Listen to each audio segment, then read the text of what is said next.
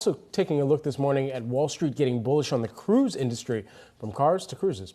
JPMorgan upgrading Carnival this morning to overweight from neutral. Analyst Matthew Boss, friend of the show, cited continued demand momentum for the cruise industry in the upgrade. Shares are rallying on the news. We had a chance to speak to Carnival's CEO Josh Weinstein, who touted the demand for cruises right now. Take a listen. We had record numbers, right? We just got through the wave period, which is the highest booking period in the industry.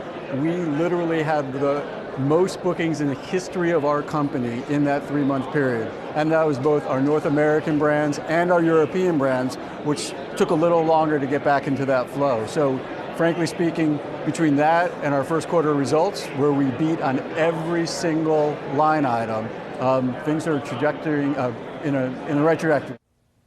The teleprompter says right now, Julie, still I'm not going on a cruise. And it's correct. You didn't need the teleprompter to tell you that. The almighty teleprompter is correct, yes. I'm still not going on a cruise. I'm not going on a cruise either, but there are clearly enough people who are. There are a lot of people who are big cruise fans. It's interesting that we played that little piece of sound, I believe it was from Milken, perhaps from Josh Weinstein, because the analyst over at JPMorgan, Matt Boss, did cite meetings that Weinstein's having with investors, the optimism that he has been expressing as one of the reasons behind this upgrade. So that's interesting. And basically, he's talking about some of the expansions that the cruise line is making as well that will drive value for shareholders. So because there is still decent demand for cruises. Within that demand, he also goes on and says multi-year Carnival Cruise Line has 6 private destinations around the Caribbean, about 5.5 million guests per year, rest of the industry in aggregate, and leveraging land-based assets as well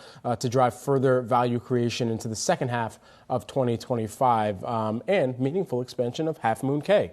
So I don't know, for anybody who's going to that destination, they've got much more to look forward to.